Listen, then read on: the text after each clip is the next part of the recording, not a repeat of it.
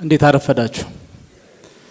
እግዚአብሔርን ስለዚህ ጊዜ እናመሰግናለን። እድል ሰጥቶን እንዲህ ባለ ሁኔታ ተሰብስበን የእግዚአብሔርን ቃል እንድንካፈል ከእግዚአብሔር የሆነ ነገር እንድናገኝ ስለረዳን እግዚአብሔርን እናመሰግናለን። በመዝሙሩም ቃሉን የተካፈል ነው። እኔ የማቀርብላችሁ ቃል የመዝሙሩ ቅጣይ ነው ወይም ደግሞ የተዘመረው መዝሙር ሲብራራ ነው እንጂ አጠቃላይ ሐሳቡ ለቤዛዬ ዘምራለሁ እንድናመልክ እግዚአብሔር እንድናመሰግን ባደረጉን መዝሙር ላይ የተመሰረተ ነው። ለቤዛዬ ዘምራለሁን እግዚአብሔር ይባርካቸው። ከእለት እለት አገልግሎታቸው በእግዚአብሔርና በሕዝቡ ፊት እንደዚህ እየደመቀ እየታየ እያደገ ስለሆነ ለዛ እግዚአብሔር እናመሰግናለን። እግዚአብሔር እናመሰግናለን። አሜን። አልተከለከለም ከዋጋች። እሺ ዛሬ የማካፈላችሁ ቃል ከማስተዋልም በላይ የሆነው የእግዚአብሔር ሰላም የሚል ርዕስ አለው። የማወራው ስለ ሰላም አይደለም። ያው ስለ ሰላም ነው፣ ግን የማወራው ስለ ፍርሃት ነው። ግን ፍርሃት ርዕስ ሆኖ መቅረብ ስለሌለበት እንዴት እንደተሸነፈ ፍርሃት እንዴት እንደተረገጠ ለማሳየት ስለሆነ የፍርሃት ተቃራኒ ሰላም ነው፣ የአእምሮ ሰላም ነው። እና ርዕሱ ሰላም ነው። ከማስተዋል በላይ የእግዚአብሔር ሰላም ነው። ግን በህይወቴ ገጠመኝ ባለፈው ሳምንት የዛሬ 15 ቀን ወይም የዛሬ 13 ቀን ከገጠመኝ ሁኔታ አንጻር ፍርሃት የሚባለውን ነገር ፊት ለፊት ስላየሁት በእኔና በሞት መካከል ጥቂት እርምጃ ብቻ አይደለም ኖርማሊ በቃ በሞት ሸለቆ ውስጥ አልፌ ስለወጣው ያንን ፍርሃት ስለተጋፈጥኩት ከዛ ተነስቼ እግዚአብሔር እንዴት ባለ ሁኔታ ታደገኝ የሚለውን ነገር ለመመስከር በዛውም እግዚአብሔር ቃል ፍርሃትና ፍርሃትን መሰል ነገሮች ላይ ያለው ቃል ምንድነው? እግዚአብሔር የሰጠን ተስፋ ምንድነው? በሚገጥሙን ነገሮች ላይ መመኪያዬ ጋሻዬ ስንለው በምን ሁኔታ ነው የሚለውን ነገር ነው ዛሬ የምናየው። አስቀድመን ከእግዚአብሔር ቃል ማቴዎስ ወንጌል ምዕራፍ 14 ከ22 እስከ 33 ያለውን ሁላችንም አውጥተን እናነባለን። እንደዚህ ይላል። ወዲያውኑ ደቀ መዛሙርቱ በጀልባ ተሳፍረው ወደ ማዶ እንዲቀድሙ ታዘዛቸውና እርሱ ሕዝቡን ለማሰናበት ወደ ኋላ ቀረት አለ። ሕዝቡን ካሰናበተ በኋላ ለመጸለይ ብቻውን ወደ ተራራ ወጣ። ኢየሱስ ነው እርሱ የተባለው። በጨለማም ጊዜ ብቻውን በዚያው ነበር። በዚያን ጊዜ ጀልባዋ ከምድር ብዙ ምዕራፍ ርቃ እየተጓዘች ሳለች ነፋስ ተነስቶ በማዕበል ትንገላታ ጀመር። ከሌሊቱ በአራተኛው ክፍል ኢየሱስ በባህሩ ላይ እየተራመደ እነርሱ ወዳሉበት መጣ። ደቀ መዛሙርቱም በባህሩ ላይ ሲራመድ ባዩት ጊዜ ፈሩ። እነርሱ ምታት ነው በማለት በፍርሃት ጮሁ። ኢየሱስም ወዲያውኑ አይዟችሁ እኔ ነኝ አትፍሩ አላቸው። ጴጥሮስም ጌታ ሆይ አንተ ከሆንክስ በውሃው ላይ እየተራመድኩ ወደ አንተ እንድመጣ አዘዘኝ አለው። እርሱም ና አለው። ጴጥሮስም ከጀልባው ወርዶ በውሃው ላይ እየተራመደ ወደ ኢየሱስ አመራ። ነገር ግን የንፋሱን ኃይል ባየ ጊዜ ፈራ። መስጠምም ሲጀምር ጌታ ሆይ አድነኝ ብሎ ጮኸ። ኢየሱስም ወዲያው እጁን ዘርግቶ ያዘውና አንተ እምነት የጎደለ ለምን ተጠራጠርክ አለው። ኢየሱስና ጴጥሮስ ጀልባው ላይ እንደወጡ ነፋሱ ጸጥ አለ። ከዚያም ጀልባው ውስጥ የነበሩት በእውነት አንተ የእግዚአብሔር ልጅ ነህ ብለው ሰገዱለት። እንጸልይ። እግዚአብሔር አምላካችንና አባታችን ሆይ እናከብራለን፣ እጅግ ከፍ እናደርጋለን። እግዚአብሔር ሆይ አንተ አምላክ ነህ፣ አንተ ታላቅ አምላክ ነህ፣ አንተ አባታችን ነህ፣ አንተ ማረፊያችን ነህ፣ መሸሸጊያችን ነህ። እግዚአብሔር ሆይ ይህንን ነገር እንዳውቅ ስለረዳህን በመዝሙር ይሄ ስለተገለጠልን እናመሰግናለን። እግዚአብሔር ሆይ ደግሞ ቃልን እንከፋፈላለን፣ ካንተ የሆነ ነገር እንድንማር እንድንረዳ አንተ አግዘን። እግዚአብሔር ሆይ ባሪያ ካንተ የሆነ ነገር ብቻ ማስተላለፍ እንድችል አግዘኝ። መንፈስ ቅዱስ ጸጋ ይርዳኝ በክርስቶስ ኢየሱስ ስም አሜን።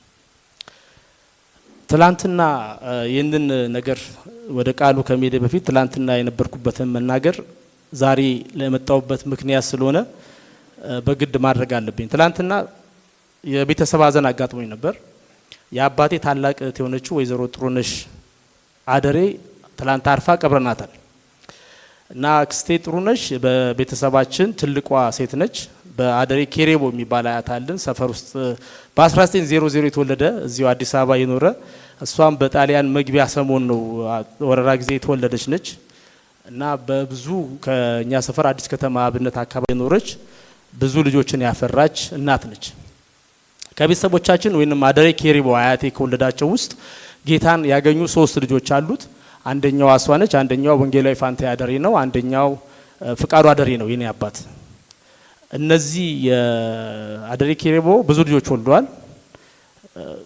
ከነዚህ ልጆች ግን ጥሩነሽ አደሬ በተለይ የመጀመሪያዋ ሁለት ናቸው። ሴቶቹ የነበሩበት አኗኗር የነበሩበት ሁኔታ በተለይ በመንፈሳዊ ቤት የነበሩበት ሁኔታ በብዙ ከባዕድ አምልኮ እና እንዲ ከመሳሰሉ ነገሮች ጋር የተገናኘ ነበር። በፊት ያው የኢትዮጵያን ሰዎች ቤተሰቦች አኗኗር ታውቁታላችሁ። አብዛኛው የሆነ ነገር የሚነካካ ነውና ጥሩነሽ በዚህ ውስጥ እየኖረች ብዙ ልጆችን ወልዳ ነበር። አሁን በቁጥር ብገልጽላችሁ በጣም ብዙ የሚሆኑ ግን የሚያሳዝነው ትላንትና እሷን የቀበሩት 3 ብቻ ናቸው። ብዙዎች በህይወት ያለች አልፈዋል። በብዙ ነገሮች አልፋለች። መጨረሻ ግን ኢየሱስ ደርሶላት ኢየሱስን አውቃ ጌታን አውቃ በጌታ ቤት ነው የኖረችው። ከዛ በኋላ ህይወቷ የተረጋጋው ነው ኖሯል። ለብዙ ጊዜ እኔ እንኳን በነበርኩባቸው ቤተክርስቲያኖቹ ስትመሰክር ወታይቻታለሁ። በጣም ጠንካራ ሴት ነች። ቀሪውን ዘመኗን እንግዲህ 87 ወይ ከ87 88 አመቷን የሞተችው በቀሪው ዘመኗ በነበረችበት ማህበረሰብ በእኛ አካባቢ በእኛ ቤተሰቦች በእህቶቿ በወንድሞቿ እንደ ታመመ ሰው እየተቆጠረች ኖራለች። ለጌታ ባላት ፍቅር በየጎዳናው ስትመሰክር በየቤተክርስቲያኖቹ ስትመሰክር በጣም ጌታን ከመውደዷ የተነሳ ይህንን አድርጋለች። በህይወቷ የገጠሟትን ነገሮች በሙሉ በክርስቶስ ኢየሱስ ካገኘችው ፍቅር የተነሳ ረስታለች። እግዚአብሔርንም እስከ መጨረሻው አገልግላለች። ብዙ ነገር አላት። ግን መጨረሻ ላይ ትላንትና የሷ መጋቢ የቃል ቤት ቤተክርስቲያን ነበር የምታገለግለው። ያለውን ነገር ብቻ ነገርያችሁ ወደ ቃሉ እንሄዳለን። ወይዘሮ ጥሩነሽ እናታችን በጣም እግዚአብሔርን የምትወድ ክርስቶስን የምትወድ እና የምታገለግል ነበረች። ቤተክርስቲያን ውስጥ እናቶች በጽዳት ስራ ያገለግሉ ነበር። አንዳንድ ቤተክርስቲያን የናታንያ አገልግሎት ይሉታል እና እሷ በዛ ተሳተፍ ነበርና ባላት ጉልበትና ጊዜ ሁሉ የመጣች ቤተክርስቲያንን በማጽዳት ታገለግላለች አለ። ወደ መጨረሻ አካባቢ ግን ያረጀ ስትመጣ ጉልበቷ እየደከመ ሲመጣ የሷ ምሰራው አክቲቪቲ ስራዋ እየቀነሰ መጣ። መጨረሻ ላይ ደረጃ መውጣት ሲያቅታት ከደረጃው ላይ ተቀመጥና ያላት የመጨረሻው አቅም ሰዎች ውሃ ሲከፍቱ የቧንቧውን የላስቲኩን ባሊው ጋር የሚደርሰውን ይዛ ውሃውን ትሞላ ነበር ላስቲክ ውስጥ አለ። ይሄ መጨረሻ ጉልበቷ ነው። ውሃውን መክፈት አትችልም፣ መንቀሳቀስ አትችልም። ግን ቢያንስ ምን ማድረግ ትችላለች? ባሊውን በላስቲኩ ይዛ መሙላት ትችላለች። ሲሞላ ያነሱላታል። ለማገልገል ያላት የመጨረሻ ፍላጎት ያላትን የመጨረሻውን አቅም ተጠቅማ ነው ያለፈችው።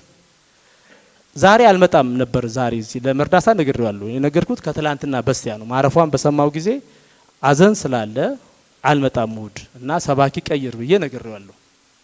ነገር ግን ቤተክርስቲያን ይህንን እንዳያውቅ ያው ያለኝ እግዚአብሔር ይፈውሰኝ ካለኝ ካራክተር አንፃር ማንም ሰው እንዲቸገር ስለማልፈልግ ማንም ሰው እንዳያውቅ ግን ቀይር ሰባኪ ብዬው ያው ዛሬ እንደማልመጣ ነው ያወቅኩት። ትላንትና ግን በዛች በምትቀበርበት ጉድጓድ አጠገብ የቆመው መጋቢ የሷን የመጨረሻ ሰዓት ያደረገችውን እግዚአብሔር በሰጣት ጸጋ ለእግዚአብሔር የከፈለችውን ዋጋና አገልግሎት ሳይ የሚተርፍ የሚቀር ጊዜ ጉልበት አቅም ኃይል እያለኝ ከቤተ ክርስቲያንማ ቀርቼ ከምሰብከው ስብከት አልስተጓጉልም ብዬ ነው የመጣሁት። እና አደከምከኝ ያለኝ ካሳውን ተዘጋጅቶ ነበር ስብከት። ግን ይህንን እንድመሰክር እግዚአብሔር ስለፈለገም የሰጠንን ጸጋ ባለን ጊዜ ባለን ጉልበት ባለን ሁኔታ ሁሉ እስከ መጨረሻው እንድንሰጥ አክሴ ጥሩነሽ አደሬ ለኔ ምሳሌ ሆናለች። ለእናንተም ይሄ ምስክርነት ይሆናል ብዬ ስላሰብኩኝ ነው። ወደ ዕለቱ የእግዚአብሔር ቃል እናልፋለን። ቅድም ያነበብኩት ቃል የማቴዎስ 14:22-23 ደቀ መዛሙርቱ ከኢየሱስ ክርስቶስ ውጪ በነበራቸው የባህር ላይ ጉዞ የነበራቸውን የገጠማቸው ሁኔታና የገጠማቸው ሁኔታ ያለፉበትን መንገድ ነው የሚያወራው። ይህንን ነገር ስናይ እኔ ቅድም መግቢያ ላይ እንዳልኩት ፍርሃት ከሚባለው ነገር ጋር ያው ከልጅነት እስከ እውቀት በብዙ ነገሮች በብዙ ፍርሃቶች ውስጥ አልፍ ያለው ግን ዜሮ የማሰብ ችሎታ ዜሮ ማገናዘብ በማልችልበት እየሆነ ያለው ነገር ምን እንደሆነ ማገናዘብ በማልችልበት የምናገረው ነገር ምን እንደሆነ ሰዎቹ እየሰሙኝ እንደሆነ ሰዎቹ ምን እያሉ እንደሆነ በማላውቅበት በጣም ፍርሃት ነው እንደዛ አይነትና ድንጋጤ ውስጥ አልፍ ያለው። ያንን ነገር አስተካክኬ እግዚአብሔር ያደረገልኝን ታላቅ ነገር አይቼ ያተረፈልኝን ህይወት አይቼ ፍርሃት ምንድነው እና እግዚአብሔር ቃልስ ከፍርሃት ጋር ያለው ትይዩ ምንድነው የሚለውን ነገር ለዛሬ አካፍላችኋለሁ። ስለ ፍርሃት ሲነሳ ሁላችንም የምናስበው ስለ ጭንቀቱ ስለ ስጋቱ ወይም ጎጂ ስለሆነው ነገሩ ብቻ ነው። ነገር ግን የፍርሃት ስሜት ሁሉ ጎጂ ስሜት አይደለም። ጤናማ የሆነ መልካም የሆነ ልንጠቀምበት የሚችል የፍርሃት ስሜት አለ። እግዚአብሔር ሲሰጠን ይህንን ስሜት ጎጂ እንዲሆን ብቻ አይደለም። ነገር ግን ፍርሃት በመልካም ጎኑ የሚነሳም ነገር ነው። የእግዚአብሔር ፍርሃት የሚለውን ትልቅ ሐሳብ ለዛሬው ተዋዋለሁ። በጣም ትልቅ ሐሳብ ላካተተው አስቤ በጣም ትልቅ ሐሳብ ብዙ ነገር ልናገኝበትና ልንማርበት የምንችለው ስለሆነ ለዛሬ ልለፈውና የእግዚአብሔርን መፍራትን ከሚለው ፍርሃት ጀምሮ ሌሎች በምድራዊ ሕይወት የምንኖራቸው መልካም የሆኑ ፍርሃቶች አሉ። ከአደጋ የምንጠበቅባቸው ፍርሃቶች አሉ።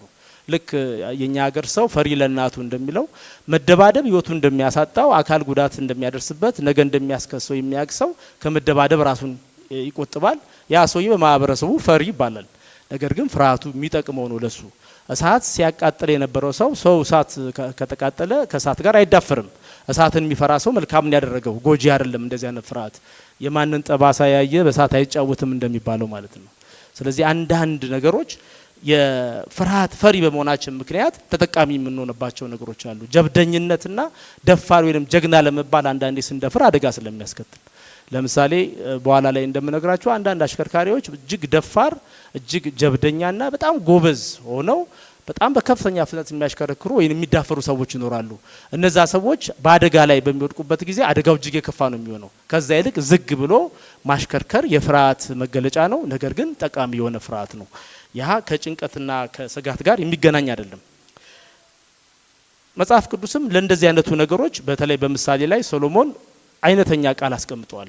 በምሳሌ 2:11 ላይ ጥንቃቄ ይጠብቃል ማስተዋልም ይጋርዳል ብሎ ሰዎች በእያንዳንዱ በሚጓዙበት በሚሄዱበት መንገድ በጥንቃቄና በማስተዋል መጓዝ እንዳለባቸው፣ መፍራት ያለባቸውን ነገር መፍራት፣ መጠንቀቅ ያለባቸውን ነገር መጠንቀቅ እንዳለባቸው ይሄንን ያስተምረናል።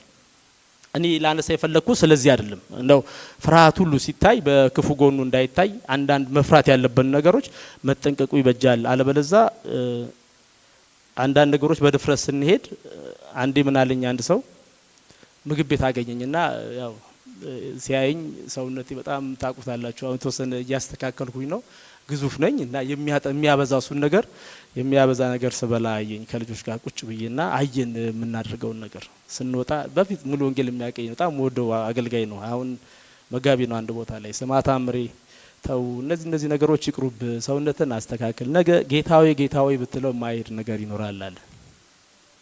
አንዳንድ ጊዜ ማስተዋል መጠንቀቅ ያለብን ነገር ሳንጠንቀቅ ሪስኩ ኃላፊነቱ የኛ ስለሆነ ነገር ግን ፍርሃቶች ሁሉ ጠቃሚዎች አይደሉም። አንዳንድ ፍርሃቶች ጎጂዎች ናቸው። ከስጋትና ከጭንቀት ጋራ የተያያዙ የሚያሙን የሚያሸብሩን ማንነታችንን የሚያሳጡን ፍርሃቶች አሉ። ይህን እንዲህ አይነቱን ፍርሃት መጀመሪያ መጽሐፍ ቅዱስ የሚያስተዋውቀን መጽሐፍ ቅዱስ በተጻፈበት በመጀመሪያዎቹ ገጾች ውስጥ ነው። በእግዚአብሔር ቃል በምዕራፍ 3 ላይ አዳም እንዴት እንደወደቀ እንዴት ከእግዚአብሔር ትእዛዝ እንዳፈነገጠና አምጾ በኃጢአት መውደቁ የውድቀቱ ደግሞ የመጀመሪያው ቅጣቱ ፍርሃት እንደሆነ ያሳየናል። በግልጽ ዘፍጥረት 3:8-10 ላይ ቀኑ መሸሸት ሲል እግዚአብሔር አምላክ በአትክልቱ ስፍራ ሲመላለስ አዳምና ሚስቱ ድምጹን ሰምተው ከእግዚአብሔር አምላክ ፊት በዛፎቹ መካከል ተሸሸጉ። እግዚአብሔር አምላክ ግን አዳምን ጠርቶ የት ነህ አለው። አዳምም ድምጽህን በአትክልቱ ስፍራ ሰማው፣ ራቁቴን ስለሆንኩ ፈራው፣ ተሸሸኩም ብሎ መለሰ። የመጀመሪያው ፍርሃት ኃጢአትን በሰራበት ምሽት እግዚአብሔር እንደ ጓደኛ እየተመላለሰ የሚጎበኘው የሚያናገረው መሆን ነው ቲፕ የሚሰጠን። ነገር ግን በዛን ቀን እግዚአብሔር ሲመጣ ተሸሸገ፣ ፈራ። የመሸሸግ የፍርሃት የመሮጥ እና ራስን የመሸሸግ የስጋት የጭንቀት ውስጥ የገባው ከሰው ልጅ ከውድቀት በኋላ ነው። በመጀመሪያዎቹ ላይ የመጀመሪያ ቅጣቱ በህይወቱ ውስጥ የደረሰበት የመጀመሪያው ስሜት ስጋት ነው፣ ፍርሃት ነው እና ያኔ ነው የሚያስተዋውቀን። አዳም ምን ይመጣብኛል ብሎ ነው እንግዲህ የሸሸው። የመጀመሪያ ሽሽትን ያሳየንም እሱ ነው። በነገራችን ላይ ፍርሃት እንዲህ አይነቱ ጎጂ ፍርሃቶች ይመጣብኛል ስጋት ውስጥ ጭንቀት ውስጥ የሚያስገቡ ፍርሃቶች ሁኔታቸውና አይነታቸው ይለያይ እንጂ በሰው ልጆች ላይ በሙሉ በህይወት ዘመኑ ያለ ይደርሳል። ምክንያቱም የስጋችን ደካማ የወደቀ ማንነት ስላለን እኛ ሰው ሆነን እንደዚህ ተሰብስበን ስለ እግዚአብሔር የምናወራው የቆምነውም በክርስቶስ ኢየሱስ ነው። ነገር ግን ስጋችን ደካማ ስለሆነ በብዙዎቻችን ላይ ፍርሃት ሳይኖር ወይም ደግሞ አንድ ሰው በፍርሃት ውስጥ አላለፍኩም እኔ አንድም ፍርሃትን ስሜት አላቀውም የሚል ሰው አይኖርም። እኔ አንድ ጊዜ ምን አደረኩኝ ኤዶም ስትወለድ ፍርሃት አልባ ህይወት እንዲኖራት ፈለኩኝ እንዳትፈራ ማለት ነው። እና ልጆና ስትሄድ ከሄደችበት እንዲመልሱ በጣም ሕፃን ልጅ ሆና የሆነ ነገር እንድትሆን ነው እንጂ እንዳያስፈራሯት። ጨለማ ነው ትወርቂያለሽ እዚህ ጋር እንድትሆኛለሽ እንዳይሏት፣ ወይም ደግሞ ያ እንትና ጆሮ ቆራጩ እንዳይኖር ጥረት አደረኩኝ። በኋላ እነሱና ያኔ ሰለቻቸው። ትሄዳለች ሕፃን ልጅ ምንም አታውቅም። ትረጋች ያቺ ተመለሽ ውሻ አለ ምናምን ይሏታል።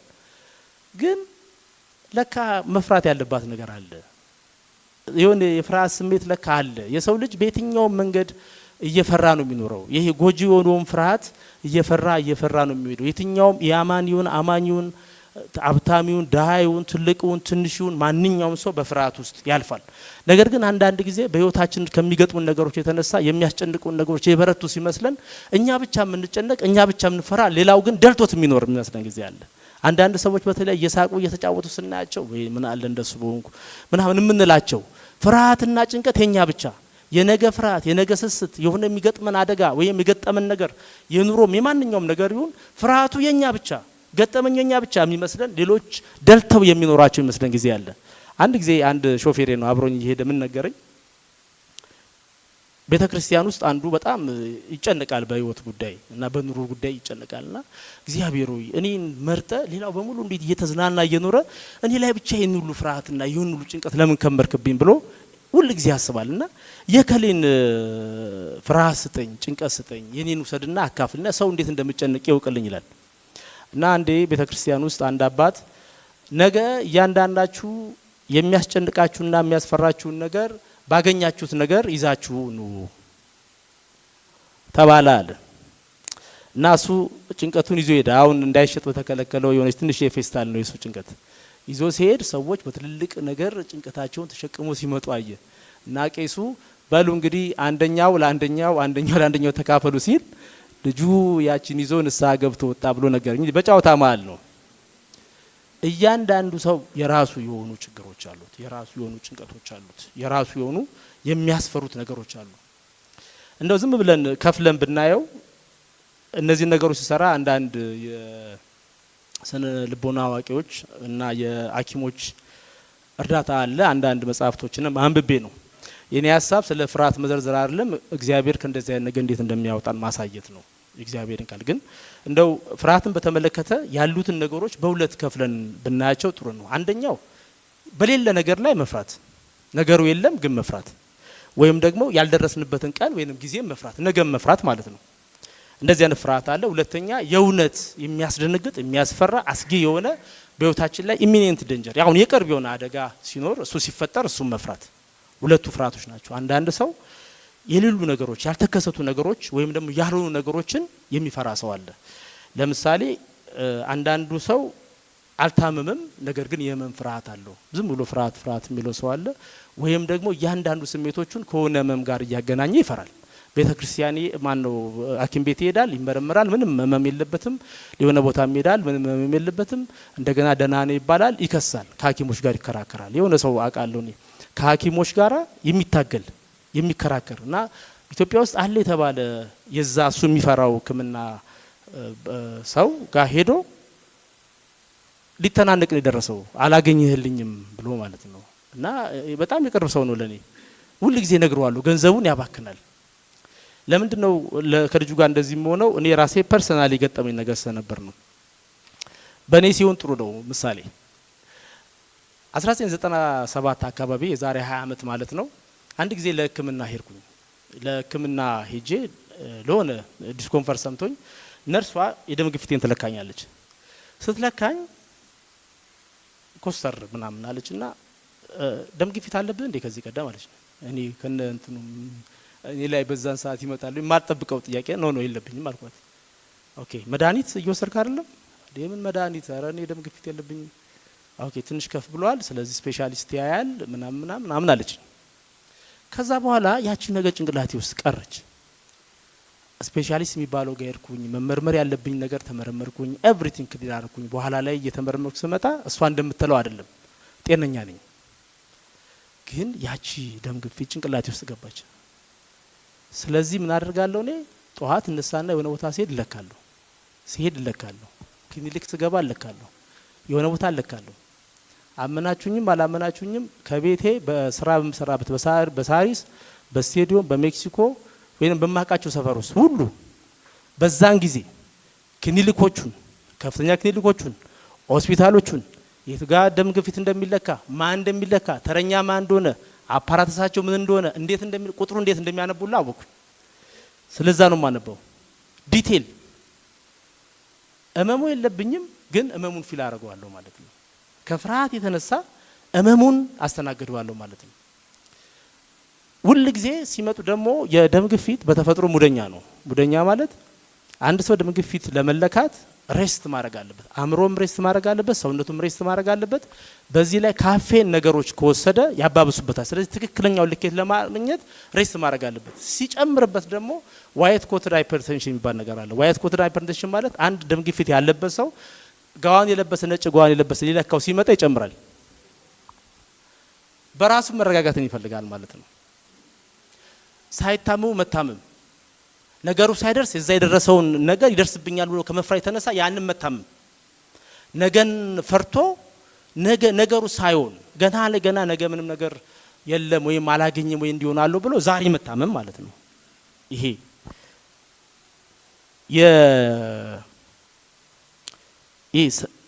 አንዳንድ ሰው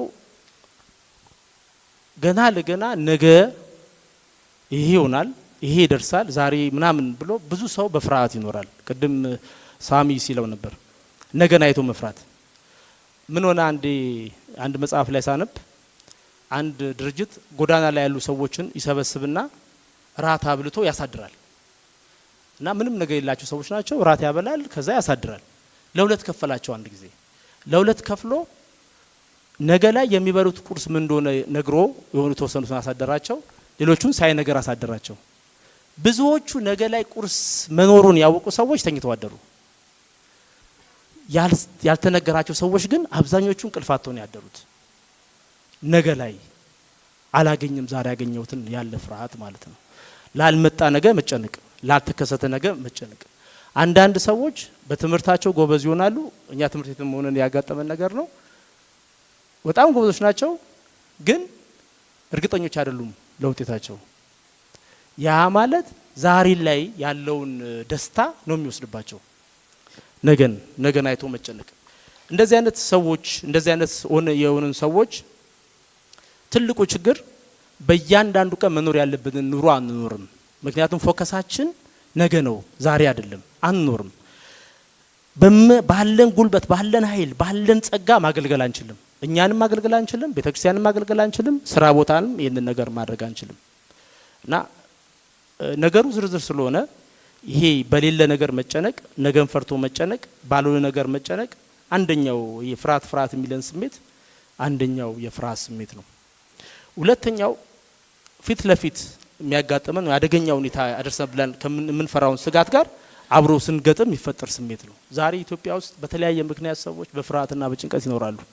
ፊት ለፊት የሚያሳስብ ነገር ስላለ እነዚህ አይነት ጭንቀቶች በአብዛኛው የጦርነት ግጭት ባለባቸው፣ የሞት አደጋ በየቀኑ ባለባቸው፣ የአካል መጉደት ያለባቸው፣ ሴቶች በሚደፈሩበት፣ የኑሮ ዋስትና በጠፋበትና ስደት ባለበት አካባቢ ሰዎች በተለያየ ጊዜ እየተጨነቁ ይኖራሉ። በአንድ ጊዜ በሆነ የቴሌቪዥን ነው የምናምን ጣቢያ ላይ እናንተ በመኪና ክላስ ድምጽ ነው የምትረበሹት፣ እኛ ግን በጥይት ድምጽ ነው የምንረበሸው ያለች ህጻን ልጅ ነበረች። በፍርሃት የሚኖሩ ብዙ ሰዎች አሉ። አንዳንድ ቦታ ላይ በጎርፍ በድርቅ ምክንያት በተለያዩ ምክንያቶች በሚደርስ አደጋ ሰዎች የመኖር ዋስትናቸው ይጠፋል። በዚህ ምክንያት ይጨነቃሉ፣ ይፈራሉ። አንዳንድ ሰዎች ደግሞ በተለያየ ጊዜ በሚቀያየሩ የመንግስት ፖሊሲዎች ወይም አገዛዞች ወይም ደግሞ ቢሮክራሲ ውስጥ ባሉ በአንዳንድ ጉዳዮች ውስጥ የመኖር ዋስትና ያጣሉ፣ የኢኮኖሚ ችግር ይደርሳል። ይሄ ጭንቀትና ፍርሃት በየሁሉ ቤት ውስጥ አለ። አሁን ሁሉም ሰው እሱን ነው የሚያንሰው። አንዳንድ ሰው ካመመው የተነሳ አሁን በቅርብ ሞታለሁ ብሎ በሞት ፍርሃት ውስጥ የሚኖር ሰው አለ። እነዚህ ፍርሃቶች አሉ እና ሌሎችም ፍርሃቶች ውስጥ እንኖራለን። ታዲያ ከእንደዚህ ነገሮች የእግዚአብሔር ቃል ምን ይለናል? የኛ ዋነኛ ግብ እንደዚህ ፍርሃቶች መኖራቸውን መስበክ አይደለም። የኛ ዋነኛ ግብ በእነዚህ ነገሮች ውስጥ ስናልፍ እግዚአብሔር የሚመልስ መልስ ምንድነው የሚለው ነው። ዋነኛው ግባችን እግዚአብሔርን ቃል ከዚህ አንፃር ማየት ነው። በመጀመሪያ ነገር ይሄ በሌለ ነገር ላይ የሚጨነቅ ሰውና በነገ ላይ የሚያስብ ሰው ወይንም ዝም ብሎ ፍርሃት የሚለው ዛሬን የማይኖረው ሰውዬ ዛሬ የተሰጠውን የእግዚአብሔርን በረከት አጣጥሞ አመስግኖ ለነገ ደግሞ እግዚአብሔርን አሳልፎ መስጠት ሲገባው ዛሬ ለምንጨነቅ ሰዎች ይሄ ያለን ከእግዚአብሔር ቃል የሚነግረን ነፃ እንድንወጣ ነው። ዴሊቨራንስ ነው የሚያስፈልጋል። ነፃ መውጣት ነው ከዚህ ሐሳብ ውስጥ። ክርስቶስ ኢየሱስ አንድ ጊዜ ለደቀ መዛሙርቱ እንደዚህ ያላቸው፣ በትምህርቴ ብትጸኑ እናንተ በእውነት ደቀ መዛሙርቴ ናችሁ፣ እውነትም ታውቃላችሁ፣ እውነትም ነፃ ያወጣችኋል አላቸው። አንድ ሰው ከእንደዚህ አይነት በይሆንብኛል ፍርሃት ወይንም ያልታመመውን ነገር ታሞ ያሉንበትን ነገር ሆኖብኛል ብሎ የሚያስብ ወይ ነገ እጅግ አስፈርቶ የሚያዩ ሰው ያለው መልስ አንድ ነው፣ ነፃ መውጣት ነው። ነፃ የሚያወጣው ደግሞ የእግዚአብሔር ቃል ነው። የዛሬ ሳምንት የወገኖች እነ ኤርሚ ለቤተ ክርስቲያን አባልነት አብሮ ለማገልገል ቃል በገቡበት ጊዜ ኤርሚ አንድ የሆነች ነገር ተናገር ሲባል አንድ ጥሩ ነገር ተናግሮ ነበር። ምን አለ? በዚህ የእግዚአብሔር ቃል የበላይ በሆነበት ቤተ ክርስቲያን ውስጥ አብሬ በመሆኔ ደስተኛ ነኝ አለ። የእግዚአብሔር ቃል ብቻ ነው እንደነዚህ አይነት ስጋትና ፍርሃቶችን ነፃ የሚያደርገው የእግዚአብሔር ቃል ነው። ይህንን በምን እናውቃለን? የመጀመሪያው ነገር ክርስቶስ ኢየሱስ ራሱ ለነገ የራሱ ጭንቀት ስለሚበቃው ስለ ነገ አታስቡ ብሏል። እንግዲህ የክርስቶስ ትምህርት ነው። ነገ የራሱ የሆነ ጭንቀት ስላለው በዛሬ ነገር ላይ ብቻ ማተኮር ነገ መርሳት ነው። ይሄ አንዱ ነው። ሁለተኛው ፊልጵስዩስ 4:6-9 ላይ በጣም ኢምፖርታንት የሆነ ከዚህ ነገር ጋር የተያያዘ የምናልባት አንዳንድ ጊዜ ያዩዋቸው ጽሁፎችና የዚህ የሳይንስ በዚህ በስነ አእምሮ ላይ የሚሰሩ ሳይንሶች የሚጠቀሙበት ግን መጽሐፍ ቅዱሳዊ የሆነ አስገራሚ መድኃኒት አለ። እሱም በፊልጵስዩስ 2:4-6-9 ላይ አለ። እንደዚህ ይላል፣ ሁላችሁም ታውቁታላችሁ ብዬ አስባለሁ። በነገር ሁሉ በጸሎትና በምልጃ ከምስጋና ጋር ልመናችሁን በእግዚአብሔር ፊት አቅርቡ እንጂ ስለ ማንኛውም ነገር አትጨነቁ። ከማስተዋል በላይ የሆነው የእግዚአብሔር ሰላም ልባችሁና ሀሳባችሁን በክርስቶስ ኢየሱስ ይጠብቃል። እዚህ ድረስ ነው ብዙ ጊዜ ትኩረት የምናደርግበት።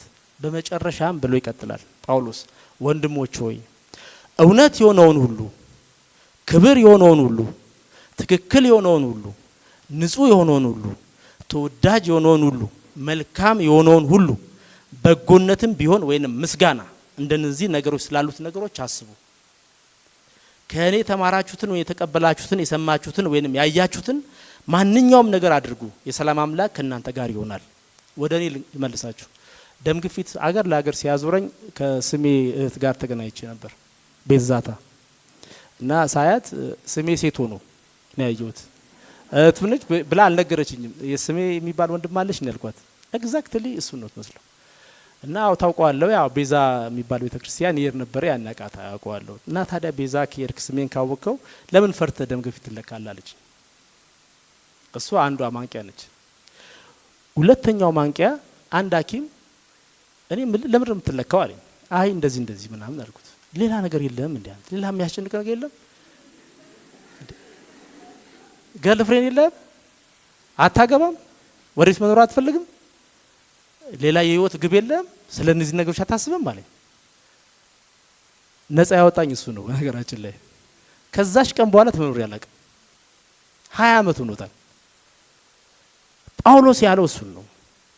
በይሆናል የሚጨነቅ ሰው፣ በባዶ ሐሳብ የሚጨነቅ ሰው ማድረግ ያለበት ነገር ሪቨርሱን ማሰብ ነው፣ መልካሙን ማሰብ ነው። አንዲት ወዳጄ ፌስቡክ ላይ አእምሯችን ስቶሪ ቴለር ነው አለች፣ ታሪክ ተራኪ ነው እና አንዳንዴ የሚነግረንን ነገር በሙሉ ማመን የለብንም፣ እኛ ሪቨርስ አድርገን ካውንተር ፊት ማድረግ አለብን ብላ ጻፈች። ምን ማለት ነው ብዬ ደውዬ አናገርኳት። ካውንተር ፊት ማለት ነ የሚለን ያልሆነውን ነገር መጋፈጥ ነው። አይደለውም እኔ አይደለውም ብሎ ማሰብ ነው። ብዙ ጊዜ ስለ ማጣት፣ ስለ አለመሳካት፣ ስለ ድካም ነው የሚነግረን ክፉ። አእምሯችን ያንን የሚያስተናግድ ከሆነ በዛ ስሜት ውስጥ ነው፣ የዛ አስተሳሰብ ባሮች ነው የምንሆነው። በተለይም እኔ ደካማ ነኝ፣ እኔ አላዋቂ ነኝ፣ እኔ ምንም አይነት ነገር አላቅም፣ እኔ አዘንተኛ ነኝ ብሎ የሚያስብ ሰው ስላለ ማለት ነው። አዘንተኛ ነኝ ብሎ ለረጅም ጊዜ የሚቀመጥ ሰው አለ። እኔ ስላጋጠመኝ ነው። እንደውም በአጋጣሚ አዘን ባዘን ላይ ሲደራረብበት ነው ያየሁት። ልብስ የማይቀየር ሰው አዘንተኛ ነኝ፣ ደካማ ነኝ ማለት ራስን ማስገዛት ነው ለዛ ሐሳብ፣ ለዛ ጭንቀት፣ ለዛ ፍርሃት። እንደውም ሐሳብንና ማንነትንና ሐሳብን ሰው መለየት አለበት። ለምሳሌ ሰው ይደክማል አይደል? ሰው ያዝናል። እኔ አዝኛለሁ። እኔ በጥሩነሽ አደሬ ሞት አዝኛለሁ። ግን አዘንተኛ ነኝ አይደለም። አዘን አጋጥሞኛል ነው የምለው። አይ ፊል ሳድ አዘን አጋጥሞኛል። ያልፋል። ድካም ያጋጥማል። ድካም ያጋጥመናል፣ ያልፋል። ግን የማንነታችን መገለጫ ግን መሆን የለበትም። ያን ያልን ቀን እሱ ይወርሰናል። ገቨርን የሚያደርገን ባህሪያ የሚያደርገን እሱ ነው። እሱ አእምሯችን ተራኪ ስለሆነ ስለሚነግረን በተለይም ደግሞ ስለማይተኛልን የሚዞረው ስለማይተኛልና ስለሚያሳልፍልን በተለያየ መንገድ እሱን የምናስብ ከሆነ ከሱ ጋር ባህሪያውን እንኖራለን። ያንን የምንቃወመው የምናሸንፈው በእግዚአብሔር ቃል ነው። ጳውሎስ ተቃራኒውን በማሰብ ነው የምናሸንፈው። መልካም የሆነውን ነገር በማሰብ ቅድም ሐኪሙ እንዳለኝ ያ ምድራዊ ነው። ግን ይሄ እውነት የሆነውን ሁሉ አብዛኛው ነገር ማንነታችን አለ። እኛ እውነተኛ ማንነታችን የእግዚአብሔር ልጅነታችን ነው። ይሄ እንዳትረሱ። የኛ የኔ የታምሬ ፍቃዱ እውነተኛ ማንነት ሰው በስጋ የሚያውቀው አይደለም። በክርስቶስ ኢየሱስ የታደሰ የእግዚአብሔር ልጅነቴ ነው። ያ የእግዚአብሔር ልጅነት ከፍርሃት ነፃ የሆነ ልጅነት ነው። እሱን ነው የምነግረው ለአእምሮዬ። እውነት የሆነውን ነው የምንነግረው። ያ ውሸት ነው ነን የምንለው ውሸት ነው። ብዙ ፍርሃቶች ደርሰው አያውቁም። ብዙ ስጋቶች ሰው ላይ ደርሰው አያውቁም። እስከ ለተ ሞታችን ድረስ የሚከተሉን ፍርሃቶች ደርሰው አያውቁም።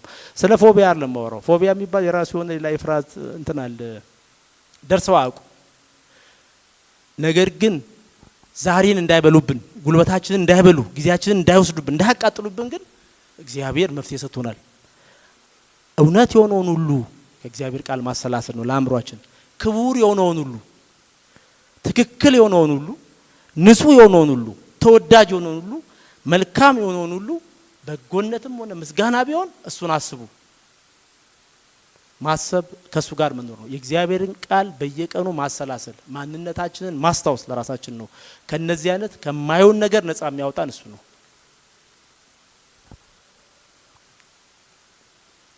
ስለዚህ የአእምሯችንን ታሪክ ነጋሪነትን ገልብጠን በእግዚአብሔር ቃል ራሳችንን እያደስን ስንሄድ ነፃ የሚያወጣን ከባርነት የሚያወጣን የእግዚአብሔር ቃል ስለሆነ ማለት ነው። ሁለተኛው ግን አንዳንድ ችግሮች ኢሚነንት የሆኑ ወይንም ወዲያው የሚያጋጥሙን ችግሮች ያጋጥሙናል። እነዚህ ችግሮች ልናልፋቸው የማንችላቸው የሆኑ ነገሮች ናቸው። ከቁጥጥራችን ከአቅማችን በላይ የሆኑ ችግሮችና ጭንቀቶች ይገጥሙናል። አእምሯችን ስቦ ያመጣቸው ሳይሆን ራሳቸው እኛ ጋር የደረሱ ችግሮች ይኖሩናል። ለነዚህ ችግሮች እግዚአብሔር ምንድነው ቃሉ ብላችሁ ጠይቁን።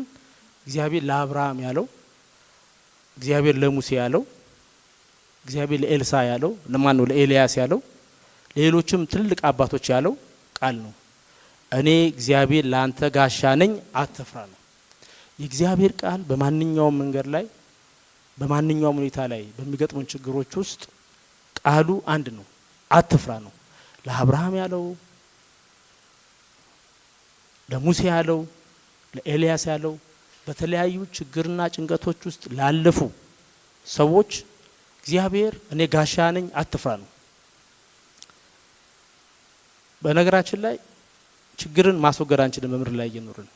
አሁን ኢትዮጵያ ውስጥ ችግር አለ፣ አዎ አለ። መገፋት አለ፣ አዎ አለ። የኑሮ ውድነት አለ፣ አዎ አለ። የኑሮ ዋስትና ማጣት አለ፣ አዎ አለ። ጭንቀት አለ፣ አዎ አለ። ፍርሃት አለ፣ አዎ አለ። እግዚአብሔር አለ አለ።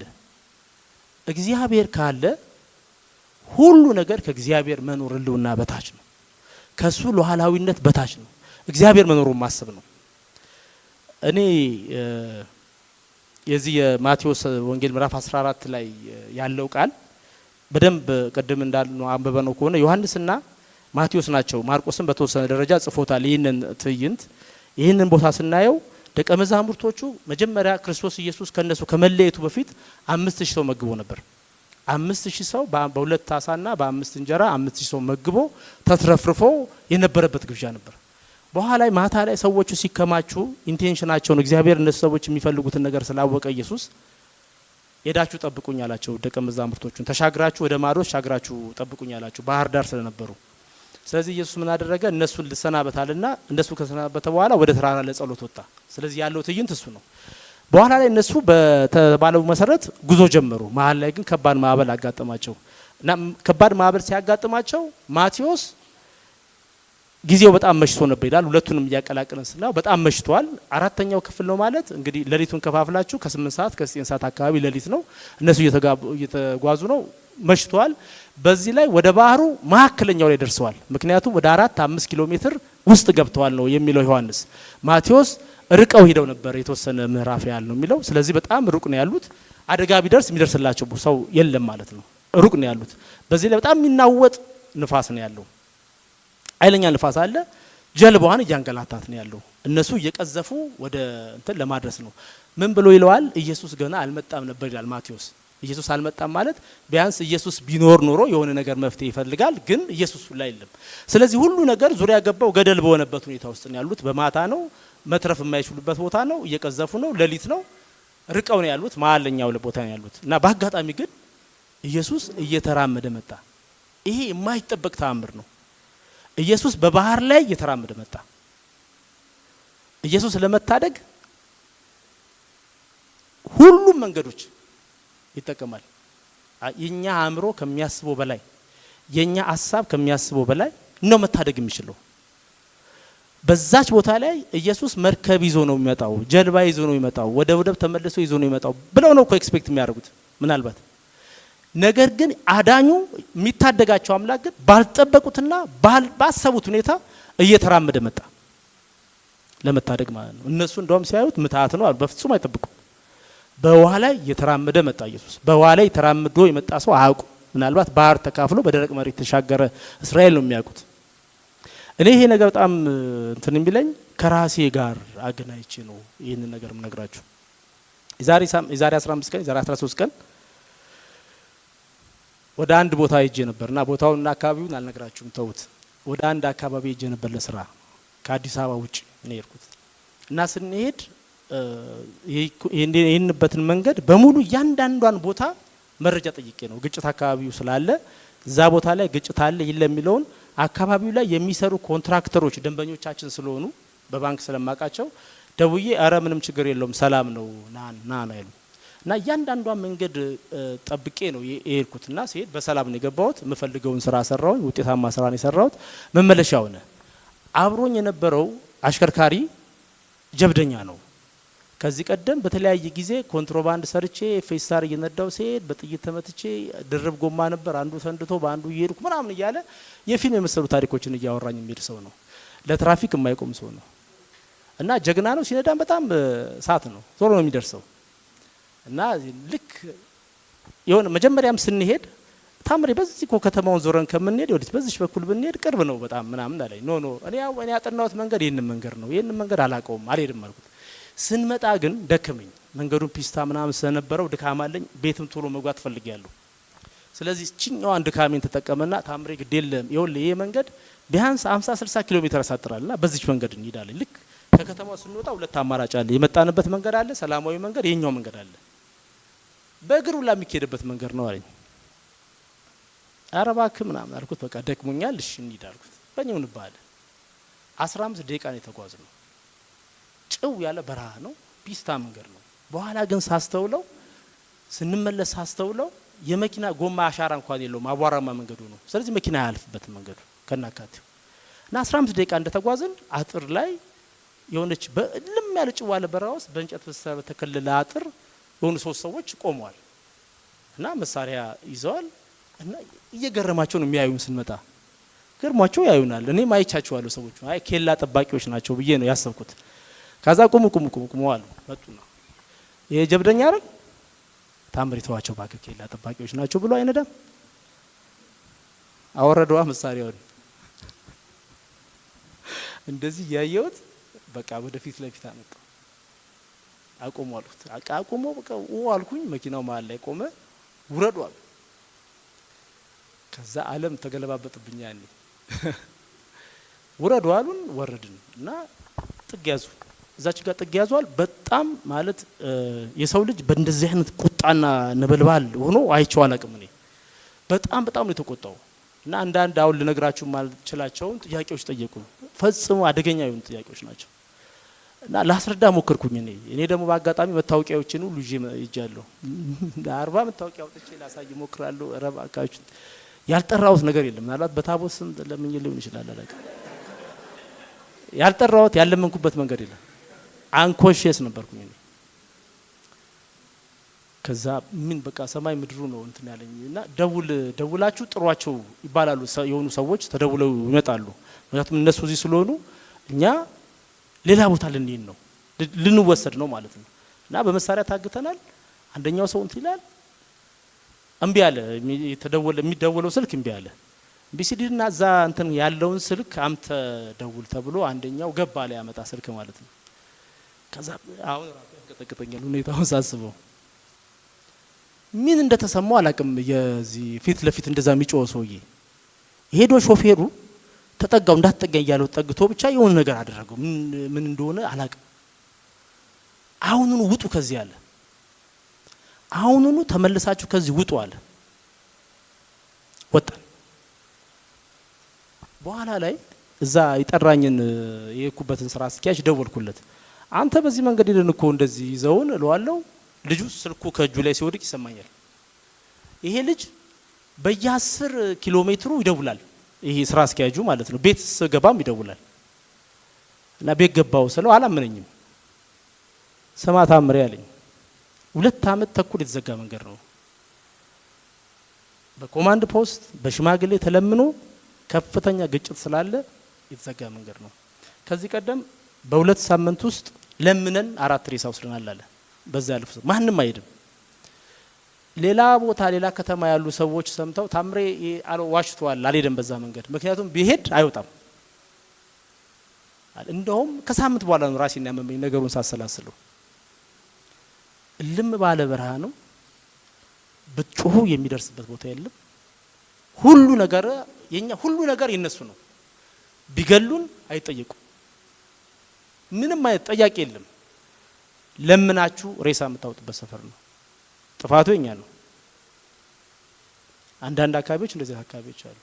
እግዚአብሔር ግን ከዛ ውስጥ ከማይወጣ ሸለቆ ውስጥ ሰው ከማይደርስበት ነገር ውስጥ ግን አትርፎኛል። ይሄ ነገ እግዚአብሔርን በፍጹም በምን ነገር እንዳላማረው አልሰራም እንዳደለው ጠፍሮ ይዞኛል ማለት ነው። ተጨማሪ ይወሰጡኛል። ሰዎቹ አይግደሉን፣ ማድረግ የሚችሉትን ነገር ሁሉ ማድረግ ይችሉ ነበር። ምንም ነገር አቅሙም አላቸው ማድረግ የሚችሉበት አድርገውታልም። እግዚአብሔር ግን ጣልቃ ሲገባ ምንም ርቆ ቢሆን ምንም ጨለማ ቢሆን ምንም ቢሆን በውሃው ላይ ተራምዶ ነው የመጣው።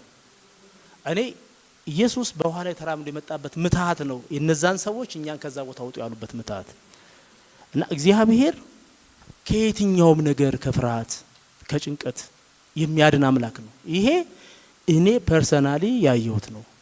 ነገር ካለፈ በኋላ አንዳንድ ጊዜ ከሰዎች ጋር ሳወራ ልደት እንደዚህ ሆናል እንዴ ምናምን ትለኛለች ስላልነገርኳት ማለት ነው። እና እጅግ ቢሮ ልጁ ያው ገሎ ማዳንም ቢሆን ከኛ ቢሮና አካባቢው ላይ መነጋገሪያ ሆኗል። ምን አለ ግን በአጋጣሚ ወደዛ አካባቢ ሊሄድ ሲሄድ ቢሮ አብረውኝ የሚሰሩ ልጆች አሉና በቃ እዛ ሊሄድ ነው አንተ ይሄንን ስራ እናንተ ይሄንን ነገር ስሩ ብዬ መጨረሻ ያለውን ስራ ዳይሬክሽን ሰጥቼ ስወጣ ልክ ቢሮን እንዲስዘጋ እነሱ ያሉበትን ታምሬ ታጥቀ ይዳለኝ አንደኛው ልጅ እኔን ተክቶ የሚሰራ ልጅ አለ። ታጥቀ ሰፈሩ በጣም አስቸጋሪ ነው ሲለኝ አይ ትጥቄ ኢየሱስ ነው አልኩት እና ሁሉም ሳቁ። ስመጣ ግን አስታውስኳቸው እነሱ ይሄን ነገር ከሰሙ በኋላ ትጥቃችን ኢየሱስ ነው። የኔ ታሪክ እዚህ ጋር ቢያበቃም የደቀ መዛሙርት ታሪክ ግን እዚህ ጋር ያበቃም። ይቀድሙ ኢየሱስ ተራምዶ ከመጣ በኋላ አንድ ትዕይንት ነበረ። ያ ትዕይንት ጴጥሮስ ነው። በጴጥሮስና በኢየሱስ መካከል ያለው ግንኙነትና የተባባሉት ነገር በጣም አስደናቂ ነገር ነው። መታሃት አለመሆኑን ኢየሱስ መሆኑን እርግጠኛ ሲሆኑ እንዲያውስ አንተ ከሆንክ ልምጣ አለው። ና በለኝ አለው እና መጣ። ና አለው ማለት ነው። ና አለው ተራመደ አብሮት። ምናልባት በዓለም ላይ ከኢየሱስ ክርስቶስ ቀጥሎ በውሃ ላይ ተራመደ ብቸኛው ሰው ያው መጽሐፍ ቅዱስ ላይ ተመዘገበ ጊኒስ ቡክ ኦፍ ሬከርድስ ላይ መመዝገብ አይተበቅበትም ትልቁ መጽሐፍ ላይ ስላለ ጴጥሮስ ነው። ጴጥሮስ ኢየሱስን አይቶ አንተ ከሆንክ ና አለኝ ብሎ ወጣ። ግን ሲሄድ መንገድ ላይ የነፋሱ ጩኸት ሰማና ደነገጠ። አይኑን ከኢየሱስ ላይ ነቅሎ ንፋሷን አየ ማለት ነው። ሰጠመ። ከዛ ለምን ተጠራጠርክ አለው። እስከዛን ጊዜ ድረስ ማዕበሉ አለ፣ ጩኸቱ አለ፣ ንፋሱ አለ። ልክ ኢየሱስና ጴጥሮስ ጀልባው ላይ ሲገቡ ግን ጸጥ አለ። በማንኛውም ማዕበልና ወጀብ ላይ ኢየሱስ ላይ አይናችንን ማሳረፍ ነው መፍትሄው። መፍትሄው ኢየሱስን ማየት ነው። ችግሮች ይኖራሉ፣ መናወጦች ይኖራሉ፣ ብዙ ነገሮች ይከሰታሉ። ነገር ግን የሚያሳልፈን የሚደርስልን እግዚአብሔር ነው። የሚያድነን የሚያሳልፈን የሚያሻግረን እግዚአብሔር ነው። አይናችንን እግዚአብሔር ላይ ብቻ ማድረግ አለብን። አንዳንድ ጊዜ ድነንም ኤደንም በማህበሉ ተሻግረንም አይኖቻችንን ሾርት ሜሞሪ ነው ያለን። አሁን ዛሬ ያልኳችሁ ነገር እኔ ነገር ረሳዋለሁ። የሰው ልጅ እንደሱ ነው ተፈጥሮ። ምንም እንዳልተከሰተ ፎር ግራንት እንደሚገባኝ ልቆጥረው እችላለሁ። ወይም ሰው ያዝኖልኝ እኔን ሲያየኝ ራርቶልኝ እንደዚህ ስለሆንኩ እንደዛ ስለሆንኩ ላልል እችላለሁ። በነገራችን ላይ የተለየ ያለማመኔ ሊሆን ይችላል ብዬ ላስብ እችላለሁ። የእግዚአብሔርን ጥበቃ እኛ ፉርሽ የምናደርግበት የምንስትበት ብዙ ሰዋዊ ምክንያቶች አሉ፣ ሾርት ሜሞሪ ስለሆነ። ነገር ግን ዛሬም ነገም ከነገ ወዲያ አይናችንን ሉዓላዊ ከሆነው እግዚአብሔር ላይ መንቀል ሳንችል መጽናት ስንችል ነውጡን እንሻገራለን፣ ችግሩን እንሻገራለን። በማንኛውም መንገድ እግዚአብሔር ያሳልፈናል። አብረን ስንሆን እግዚአብሔር ያሳልፈናል። ስለዚህ ያለን እግዚአብሔር ፍርሃት ቢኖር ጭንቀት ቢሆን ስጋት ቢኖር ያለ ስጋት የሚያኖረን የሚያሻገረን አምላክ ነው። እግዚአብሔርን ለዚህ እጅግ እናመሰግናለን። እለት እለት ይህንን እያሰብኩኝ እግዚአብሔርን አመሰግናለሁ። እና ፍርሃት ቢኖረን እግዚአብሔር ከፍርሃቱ ጋር አብሮ አለ። እሱ ከፍርሃቶች ሁሉ በላይ ነው። ማንሻገረው ዳገት፣ የማንወጣው ሸለቆ፣ የማናልፈው ችግር ከእግዚአብሔር ጋር የለም። እንጸልያለን።